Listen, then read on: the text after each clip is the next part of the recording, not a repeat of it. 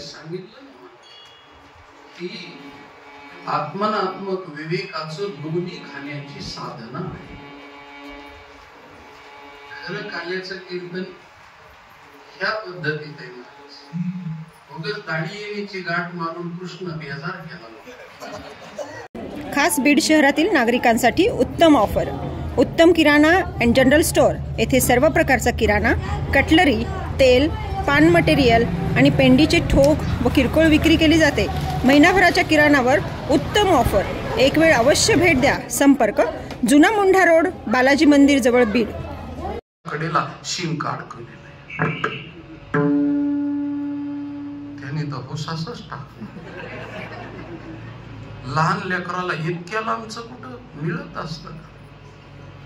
आणि ज्या टाइमला ती गवळण शिंक कुठं लावलेला आहे ती सांगत होती. पुत्र अमोलजी हेही या कार्यामध्ये सहभागी आहेत.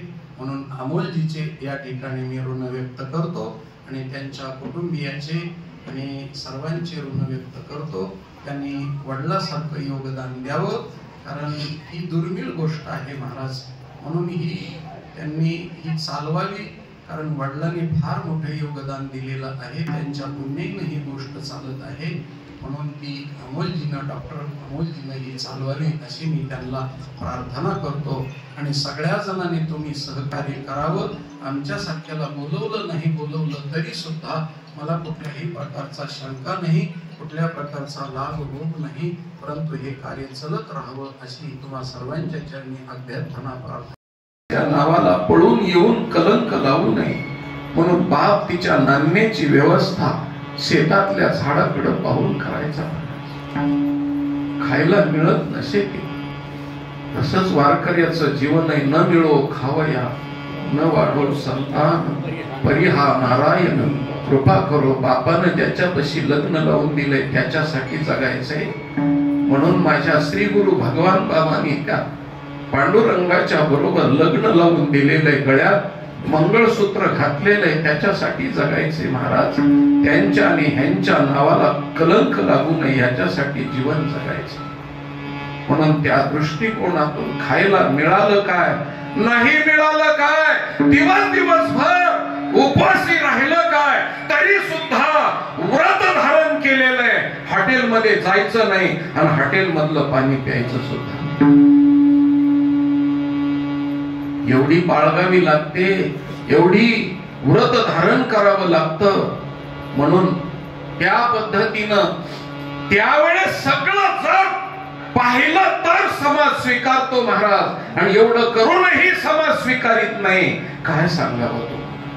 म्हणून किती दिव्य ठेवावं लागलं. भगवान बाबाच्या जीवनाचा, चरित्राचा विचार करा.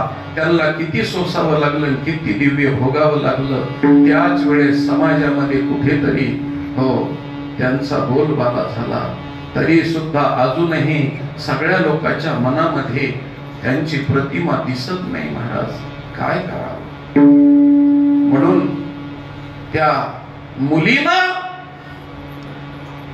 सासूनं सांगितलं, शेणाचे टोपले उचलायला जा. रात्री अन्न मिळालेलं आपलं मिळालं नाही, दुपारी खाल्लेलं, आणि सकाळी 11 वाजले, पोटात भुकेचा डोम उठला आणि डोंगरासारखं शेण पडलेलं आहे. थकली ती आणि गाईच्या गव्हाणीवरती, दावणीवरती बसली. आणि बसल्यानंतर तिला आठवण झाली, बाई मी माझ्या माहेरी असते तर माझ्या आईनं आतापर्यंत उपाशी ठेवलं असतं. म्हणली असती, बाई 2 घास खाऊन घे.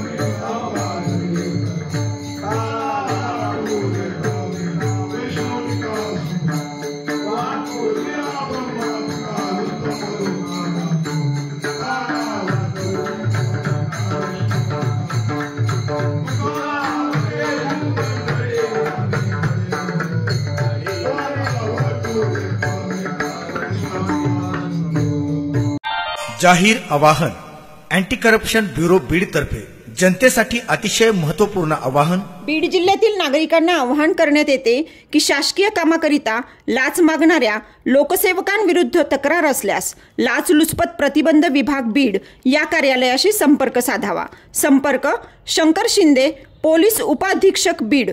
संपर्क क्रमांक 93 55 100 100.